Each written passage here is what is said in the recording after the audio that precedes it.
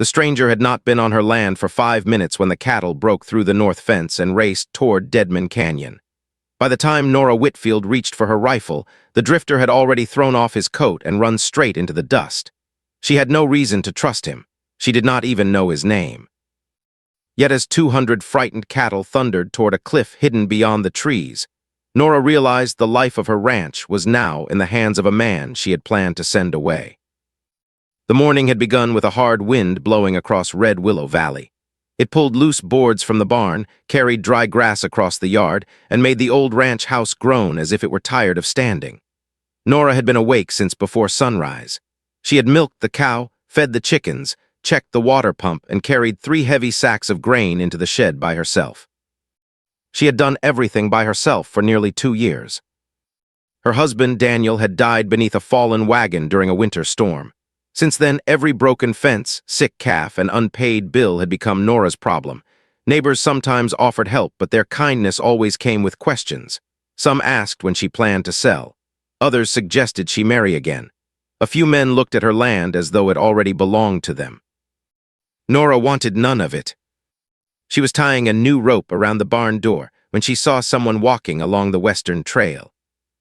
The man had no horse and carried no bedroll. His brown coat was torn near one shoulder and his boots were covered with pale road dust. He walked slowly, but there was strength in the way he moved.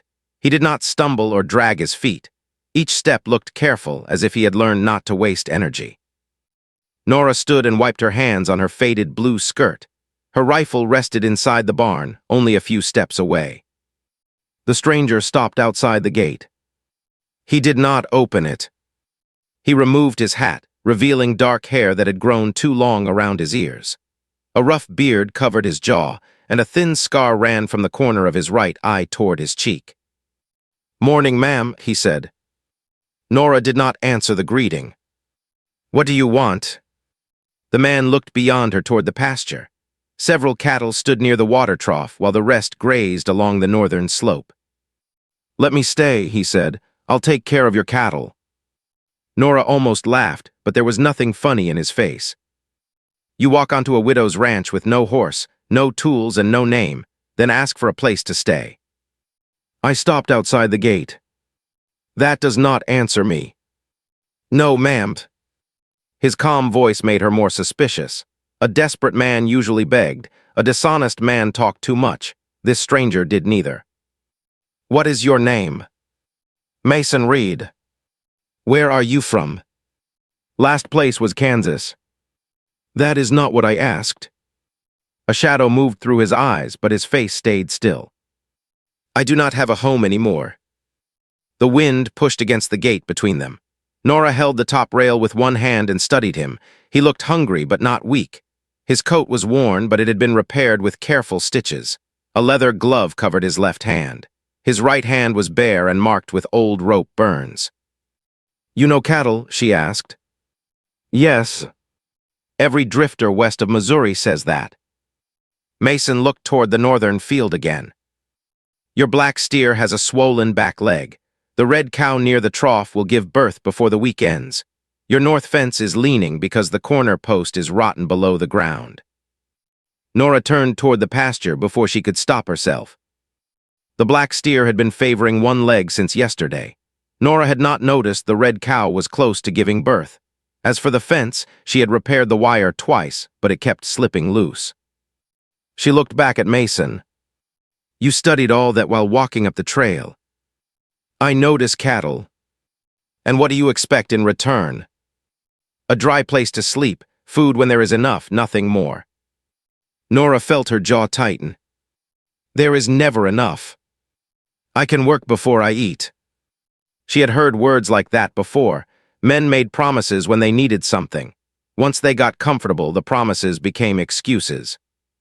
Nora stepped toward the latch. "You should keep walking, Mr. Reed." Mason placed his hat back on his head. "All right." He did not argue. He did not ask again. He simply turned toward the road. That was when the first fence post snapped. The sound carried across the valley like a rifle shot. Nora looked toward the northern slope. The cattle had lifted their heads. A second post leaned forward, pulling the wire down with it. One frightened heifer pushed through the opening, 3 more followed. Then the whole herd began to move. "No," Nora whispered. The cattle rushed toward the broken fence, crowding together as panic passed through them. Dust rose beneath their hooves. The black steer stumbled, then disappeared between larger animals. Beyond the fence stood a line of pine trees.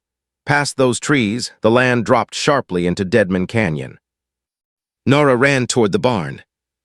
"Where are your horses?" Mason called. "South pasture." "Too far." She reached for the rifle inside the barn, though she knew it would do no good. A gunshot might turn a few cattle, but it could also drive the herd faster. When she came back outside, Mason had removed his coat. "What are you doing?" "Turning them." "You cannot stop that herd on foot." "No, but I can change where they are going." Before Nora could answer, he ran. He crossed the yard, jumped the low feeding fence, and cut toward the eastern side of the pasture. He did not chase behind the cattle. He moved beside them, aiming for the leaders. Nora followed as far as the gate. Her heart pounded against her ribs. "Mason," she shouted, "the canyon is beyond those trees." He gave no sign that he heard her. The cattle were less than 100 yards from the pines when Mason put 2 fingers to his mouth and released a sharp whistle. The sound rose above the pounding hooves. A gray cattle dog appeared from beneath an abandoned wagon near the barn. The animal had been wandering around Nora's ranch for nearly a month. It never allowed her close. She left scraps near the shed, but the dog always waited until she walked away. Now it raced toward Mason. He whistled again and pointed left.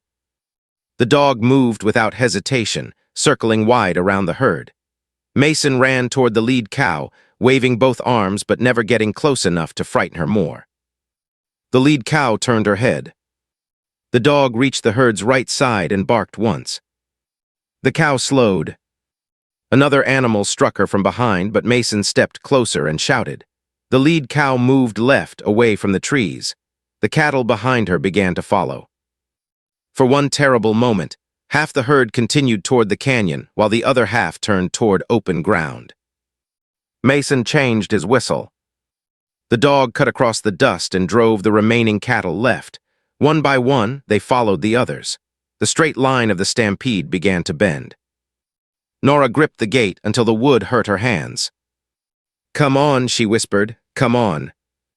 The herd turned. Not quickly and not safely, but enough. They moved away from the pines and circled across the western field.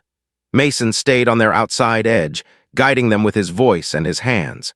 The dog moved beside him as if they had worked together for years. After several long minutes, the cattle slowed. Their wild run became a heavy walk. Dust settled over the field. Not one animal had reached the canyon. Mason found the injured black steer near the back of the herd. He placed one hand against its neck and walked beside it, guiding it toward the water trough. Nora stood at the gate as he returned. His shirt was dark with sweat, and dust covered his face. A small cut above his eyebrow sent a thin line of blood down his cheek. He stopped outside the gate, exactly where he had stood before. "The north corner post is rotten," he said, breathing hard. "You will lose the herd again unless it is replaced today." Nora looked past him. Every animal was still there. The gray dog sat beside Mason's leg, tongue hanging from its mouth. "You know that dog?" Nora asked. "No. It listened to you." Sometimes an animal only needs someone to give it a clear direction. His words settled between them. Nora looked toward the house, then toward the broken fence. She thought of the work waiting for her. She thought of the winter bills hidden inside the kitchen drawer. Most of all, she thought of Mason running toward danger when he could have kept walking. She opened the gate. "You can sleep in the barn," she said. "You eat after the cattle are fed, and you do not enter my house unless I invite you." Mason picked up his coat. "Yes, ma'am. This is not permanent." "I understand." Nora watched him cross the gate. The dog followed close behind him. That evening, Mason replaced the rotten post, repaired the broken wire, and wrapped the black steer's leg with a clean strip of cloth. He worked until darkness covered the valley. Nora stood at the kitchen window with a lamp beside her. Through the glass, she watched him place his coat on a pile of hay inside the barn. The dog curled near the door. Mason sat alone in the shadows and removed the glove from his left hand. Even from the house, Nora could see the dark burn marks crossing his palm and wrist. Then he pulled something from his pocket. It was a small silver badge. He stared at it for a long moment before hiding it beneath the hay. Nora stepped away from the window. She had believed a homeless cowboy had come asking for work. Now she knew Mason Reed was hiding who he had once been. And before the night was over, 3 armed riders appeared on the ridge, watching her ranch from beneath the cold moon. The 3 riders stayed on the ridge long enough for Nora to know they wanted to be seen. They did not come down toward the ranch. They sat beneath the moon with their horses standing still, dark shapes against the pale sky. One man wore a long black coat. Another held something across his saddle that looked like a rifle. Nora watched from behind the kitchen curtain. Mason was still inside the barn. She wondered if he knew the men were there. She wondered if the silver badge hidden beneath the hay had anything to do with them. The riders finally turned their horses and disappeared beyond the ridge. Nora waited until the sound of hooves was gone. Then she took the lamp from the table and crossed the yard. Cold wind pushed against her dress. The gray dog lifted its head as she entered the barn, but it did not bark. Mason sat near the back wall. His glove was back on his left hand. The silver badge was no longer visible. "You have visitors," Nora said. Mason looked toward the open barn door. "Where?" "3 riders on the north ridge." His face changed. It was only a small change, but Nora saw it. His shoulders tightened. His right hand moved closer to his belt, though he carried no gun. "Did they come down?" "No." "Did you see their faces?" "No." Mason stood. "You need to keep the doors locked tonight." Nora placed the lamp on a wooden crate. "I have been locking my doors since before you arrived." "This is different." "Why?" He did not answer. Nora stepped closer. "I saw the badge." Mason's eyes met hers. For a moment, the barn was silent, except for the cattle moving in the stalls. "What badge?" he asked. "The one you hid under the hay." His face became still again. Nora crossed her arms. "You came to my gate with no horse and no gear. Now armed men are watching my ranch. If you brought trouble here, I need to know." Mason looked down at the dog. "My trouble was already following me." "That is not an answer." "It is the only one I can give tonight." Anger rose in Nora's chest. "This is my land. You do not decide what I should know." Mason slowly reached beneath the hay and pulled out the silver badge. He placed it on the crate beside the lamp. The metal was scratched and dark around the edges. In the center were the words Deputy Marshal. Nora stared at it. "You were a lawman." "Yes." "Where?" "Clearwater County." "What happened?" Mason looked toward the dark door. "I arrested a man named Wade Mercer. He robbed stagecoaches, burned farms, and killed people who stood against him. His brother, Clay Mercer, controlled half the county. Clay paid the judge and bought the sheriff." Nora felt the cold inside the barn grow sharper. "And Wade?" "He was supposed to hang." "Supposed to?" "The night before the hanging, men attacked the jail. 2 guards died. Wade escaped." Mason's voice stayed calm, but pain moved behind his eyes. "I followed them for 6 months. I found Wade in a mining camp near Colorado. We fought. He died." Nora looked again at the badge. "And his brother has been hunting you since then?" "Yes." "Are those the men on the ridge?" "Maybe." Nora took a slow breath. "You should leave." Mason nodded. "I know." The answer came too quickly. Nora had expected him to argue. Instead, he picked up his coat and began folding it. "You said you would fix the east barn wall," she said. "It can wait." "You said the red cow would give birth soon." "You know what to watch for." Nora hated that he sounded ready to disappear. He had been on the ranch less than 1 day, yet the thought of him walking away made the place feel empty again. She pushed the feeling aside. "You brought danger here." "I did. You should have told me." "Yes." Mason lifted his coat. "I will leave before sunrise." Nora turned toward the door. "Do not leave tonight. The riders may be waiting." He looked surprised. "You can go in the morning," she said. "After that, this is finished." She picked up the lamp and walked back to the house. Mason remained in the barn. Neither of them slept much. Before dawn, a hard knocking shook the front door. Nora reached for the rifle beside her bed and moved through the dark house. "Who is it?" "Eli Parker," a voice called. "Open up, Nora." She knew Eli. He owned the small ranch east of Red Willow Valley.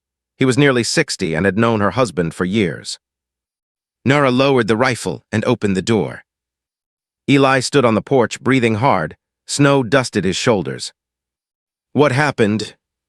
"Someone cut my south fence," he said. "Took 12 cattle during the night." Nora's grip tightened around the door. "Did you see who?" "No, but I found tracks, 3 riders." Mason appeared behind her. Eli looked at him. "Who is this?" "Mason Reed," Nora said. "He is helping with the cattle." Mason stepped onto the porch. "Which way did the tracks go?" "Northwest, toward Black Pine Pass." Eli nodded. "How did you know?" Mason looked toward the ridge. "Because they want us to follow." Nora studied him. "What do you mean?" "If the riders belong to Clay Mercer, they took the cattle to draw me out." Eli's face turned pale. "Mercer? You know the name?" Nora asked. Everyone who ran cattle near Clearwater knew it. Clay Mercer used fear to take land. Folks who refused him lost barns, herds, sometimes family. Nora looked from Eli to Mason. The wind moved across the porch. Mason turned toward the barn. "I am leaving now." Nora followed him. "That will not bring Eli's cattle back. If I stay, more people may get hurt. If you leave, they will know fear worked." He stopped. Nora did not know where the words had come from. She only knew she believed them. Mason faced her. "You do not understand these men. I understand men who think a widow can be pushed off her land. This is not about your land. 3 armed riders watched my ranch. They stole my neighbor's cattle. It became about my land the moment they crossed into this valley." Mason looked at her for a long time. Eli stepped down from the porch. "I have 2 sons who can ride," he said. "We can gather men from town." "No," Mason replied. "That is what Mercer wants. A group chasing stolen cattle through a narrow pass. He will have men waiting above the trail." Nora looked toward Black Pine Pass. The path ran between 2 steep walls of rock. A few gunmen could trap riders there. "Then how do we get the cattle back?" she asked. Mason glanced at the gray dog. "We do not enter the pass." By sunrise, Nora, Mason, and Eli rode toward the northern hills. Nora used her husband's old chestnut mare. Mason took the younger bay horse from the south pasture. The gray dog followed beneath the horses. Mason led them along a dry creek bed instead of the main trail. "This path goes behind the pass," Nora said. "Yes." "How do you know?" "I studied the valley yesterday." Nora gave him a sharp look. "You studied escape paths." "I study every place I enter." They reached a rocky hill before noon. From the top, they could see Eli's stolen cattle inside a small clearing below. 4 armed men guarded the herd. One of them wore a long black coat. Clay Mercer. Even from a distance, he looked calm. He sat on a dark horse while the others gathered near a fire. Mason moved behind a rock. "We wait until dark." Eli shook his head. "My cattle will be pushed through the pass before then." "No," Mason said. "Mercer does not want the cattle, he wants me." A gunshot cracked across the hills. The bullet struck the rock inches from Mason's head. Nora dropped behind the ground. A voice rose from the clearing below. Mason Reed. Clay Mercer had seen them. You took my brother, Clay shouted. Now I will take every place that offers you shelter. Mason reached for a rifle tied to Eli's saddle. Nora caught his arm. If you go down there, you die. If I do not, they will come for your ranch. They already have. Another shot struck the rocks. The horses pulled against their reins. Clay's men mounted and began riding toward the hill. Mason looked at Nora. Take Eli and go back through the creek bed. What about you? I will lead them away. No. Nora, you told me an animal only needs a clear direction. This is not cattle. No, it is fear. She pointed toward the stolen herd. Turn the cattle loose, drive them through the clearing. Their horses will not hold against a frightened herd. Mason stared at her. Then he looked at the dog. A plan formed in his eyes. He placed 2 fingers to his mouth and whistled. The gray dog raced down the backside of the hill. Mason fired once, striking the rope that held the temporary gate below. The rope broke. The dog rushed into the clearing, barking and cutting close behind the cattle. The herd exploded forward. Clay's men shouted as dozens of frightened animals rushed between them. Horses reared. Dust rose thick through the trees. Mason grabbed Nora's reins. Ride. They raced down the hill toward the creek bed. Eli followed close behind. Gunfire sounded through the dust. The cattle poured out of the clearing and scattered toward open land. For several minutes, Nora heard only hooves, wind, and her own breath. Then Mason made a sharp sound beside her. His body leaned in the saddle. Blood spread across his shirt near his right side. Mason, I am fine. You have been shot. Keep riding. They reached the ranch near sunset. Eli's sons had already gathered the stolen cattle near the eastern field. Every animal had returned. Nora helped Mason down from the horse. His face had gone pale. She wrapped one arm around him and guided him toward the house. You are not sleeping in the barn tonight, she said. He tried to pull away. Nora Mercer will come. Then he will find you inside. She brought him into the kitchen and cut his shirt away from the wound. The bullet had passed through his side, but the bleeding would not stop. Mason gripped the edge of the table as she pressed clean cloth against it. You should have let me leave, he whispered. Nora looked into his tired eyes. No. Why? Her hand stopped for 1 second. Because the ranch no longer felt like a place she had to protect alone. Because he had run toward danger for her cattle. Because when he spoke of leaving, something inside her had felt afraid. But she could not say any of that. You still owe me a barn wall, she replied. A weak smile touched his face. Then the smile disappeared. Outside, the gray dog began to growl. Nora looked toward the window. Torches moved along the ridge. Not 3 this time. There were more than 20. Clay Mercer was coming for the ranch, and Mason Reed was too badly wounded to stand. The torches came down from the ridge in a long, burning line. Nora counted until she reached 20, then stopped. More riders followed behind them. Their horses moved slowly, almost proudly, as if Clay Mercer already believed the ranch belonged to him. Inside the house, Mason tried to rise from the kitchen chair. Pain pulled the strength from his face.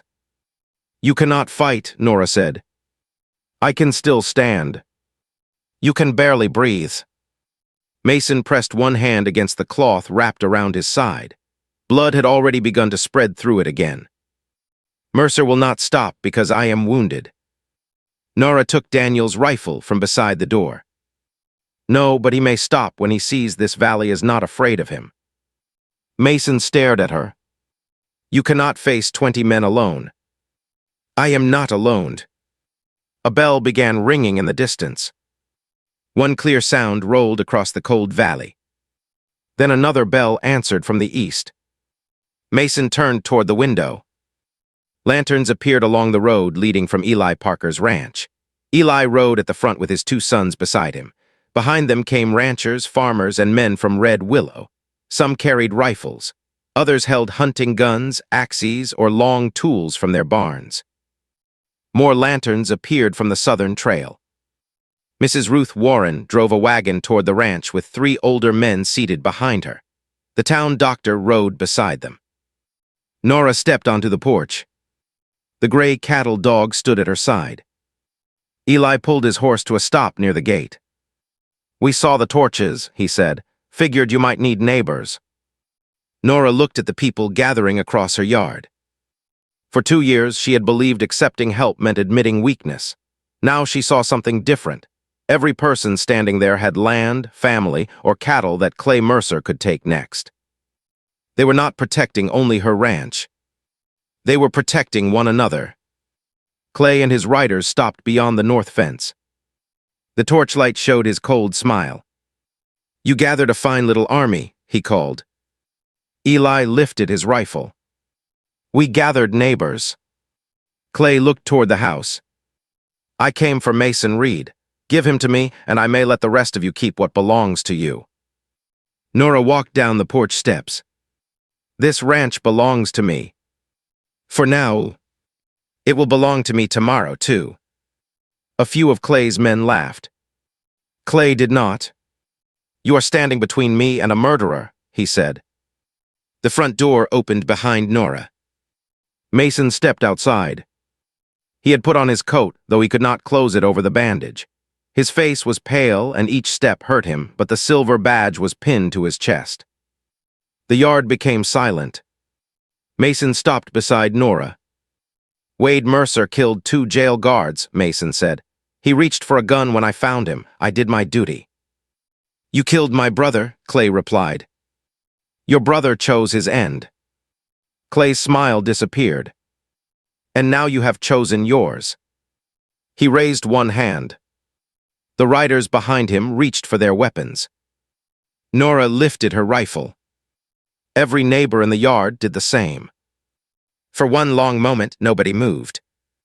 The cold wind pushed smoke from the torches across the field. Mason spoke quietly to Nora. "If they fire, get behind the water trough." "I am staying here." "Nora, you came onto my land and asked for a place to stop. You have one now." His eyes met hers. Something changed in Mason's face. The pain was still there, but the loneliness was not. Clay lowered his hand without giving the order. He looked at the armed people standing across the ranch. He had expected fear. Instead, he found men and women who had finally grown tired of being pushed. "You think numbers make you brave?" he asked. "No," Nora said. "Standing together does." Hoofbeats sounded from the southern road. Everyone turned. Deputy Marshal Henry Brooks rode into the yard with 6 lawmen behind him. Their coats were covered with road dust. A folded paper rested inside Henry's gloved hand. Clay's men shifted uneasily. Henry stopped near the porch. "Clay Mercer," he called. "You are under arrest for cattle theft, armed threats, land fraud, and the murder of Judge Samuel Trent." Clay's face lost its color. "You have no proof." Henry held up the folded paper. "We found your payment records in Clearwater. We also found Sheriff Vaughn alive in a mining camp. He told us everything." Clay looked toward Mason. "You brought them." Mason shook his head. "No, you brought them yourself every time you hurt someone and believed they would stay silent." Clay suddenly pulled his pistol. The gray dog lunged forward and barked. The sharp sound startled Clay's horse. It reared, throwing him backward. His shot went into the air. Henry and his men drew their guns. Clay struck the ground hard. Before he could reach for the pistol again, Eli's oldest son kicked it away. The other riders looked at the rifles aimed toward them. One by one, they dropped their weapons. The fight ended without another shot. Henry's men tied Clay's hands and led him toward a waiting horse. Clay looked back at Mason. "This is not finished." Mason stood straighter, though pain moved across his face. "It is finished for you." The lawman took Clay and his riders away before sunrise. The neighbors stayed. Some repaired the north fence. Others brought fresh hay into the barn. Mrs. Warren made coffee for everyone while the doctor cleaned and closed Mason's wound. By morning, the ranch no longer looked like a place waiting to be taken. It looked alive. Mason slept through most of the next 2 days. Nora sat beside him when the fever rose. She changed his bandages, brought water, and kept the fire burning. The gray dog remained near the bed, lifting its head whenever Mason moved. On the third morning, Mason opened his eyes and found Nora sitting beside the window. "You stayed," he said. "This is my house." "I meant beside me." Nora looked down at her hands. "You would have done the same." "Yes." She met his eyes. "Then you understand." Spring reached Red Willow Valley slowly. Snow melted along the fences. Green grass returned to the southern field. The red cow gave birth to a healthy calf, and the black steer's leg healed. Mason became stronger each day. He repaired the east barn wall as promised. Then he fixed the roof, strengthened the corral, and built a new gate from oak. The gray dog followed him everywhere. Mason finally named him Scout. One warm morning, Nora found Mason near the gate with his old coat folded over his arm. Her heart tightened. "You are leaving." Mason looked toward the open road.